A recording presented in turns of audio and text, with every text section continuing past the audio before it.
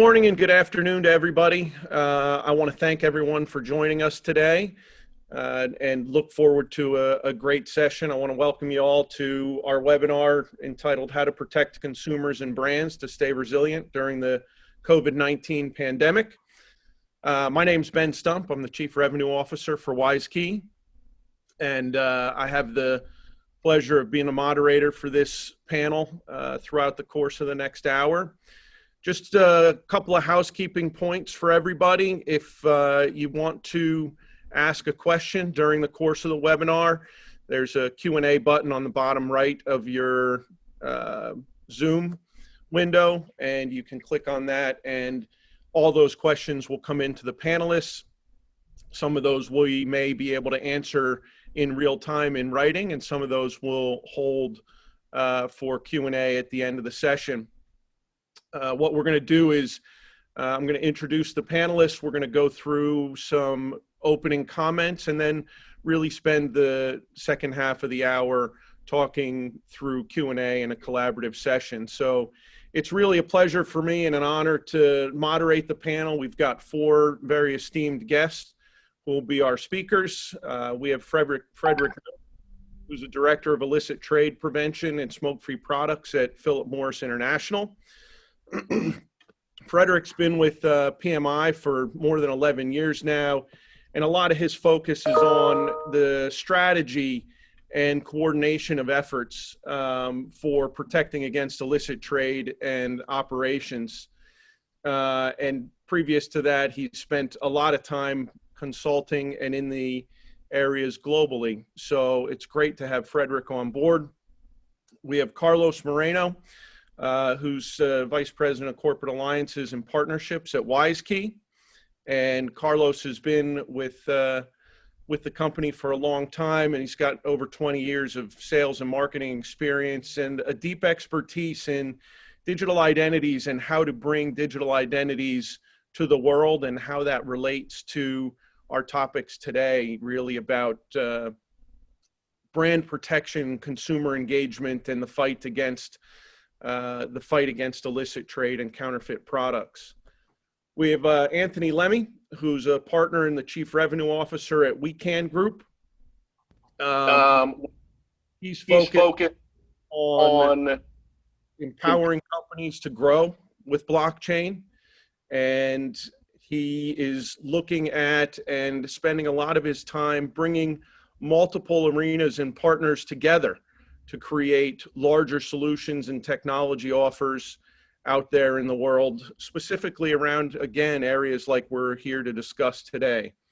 And then last but certainly not least, we have Pierre Kaufman from IBM, who has been with IBM for almost 20 years now and is very focused on leading the efforts and the evolution of blockchain and its applications in the world, in particular right now with a concentration and focus in Switzerland, but coming to us with a great global experience and background. So to kind of kick things off, you know, counterfeit threats are throughout the market everywhere.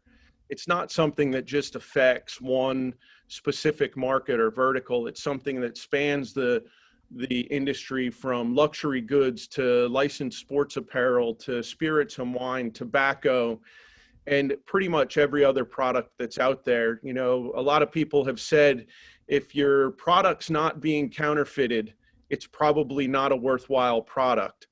And so being able to combat that is extremely important for brands and for consumers in the marketplace as well. You know, counterfeit products, illicit trade, diversion, all of these things, they really rob the brands of not only revenues and profits, but also of their reputation. And they create and expose risks for not only the brands, but also the consumers that are out there. And those risks can even be as great as health risks when we talk about things like medical test kits or home test kits or wearable technologies or even batteries. We've all seen the tragedies that have gone on with counterfeit and illicit batteries in e-cigarettes, for example. And it's not a simple problem to solve. If it was, uh, all of this would not be necessary, right? But it's very complex environment to be able to track and trace products through a supply chain, to be able to provide transparency and certainty and trust, and then to be able to expand that out all the way to the consumer, where the consumer is able to understand that what they have is real, what they have is authentic, and have trust in that.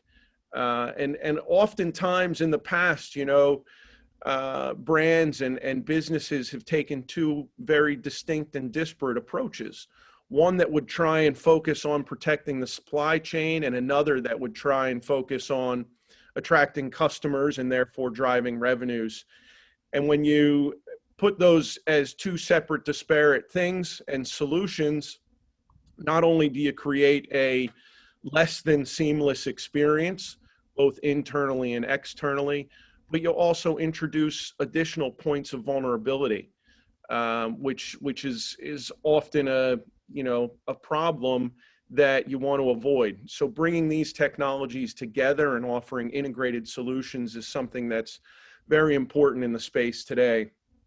And, you know, I think we're all living through this difficult time with the pandemic. And if you think about how COVID and the pandemic has affected and impacted everyone's lives, both from the consumer side and the brand side, how it's seen such a drive and increase in e-commerce and online shopping, which was already a growing industry at a pace more rapid than most, and now has literally exploded. It's also introduced new points of vulnerability in the supply chain. It's introduced new areas for illicit trade, new opportunities for gray market and diversion.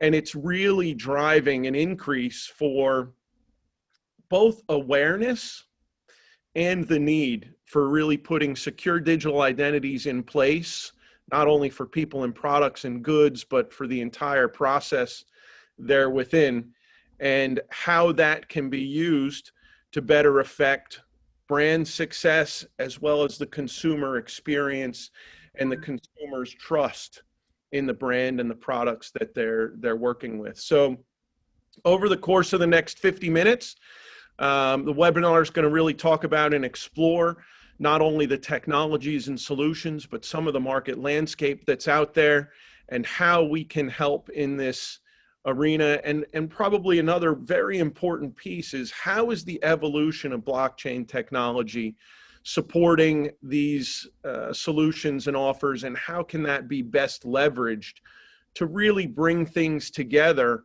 creating the ultimate trust in the data and in the related communication. So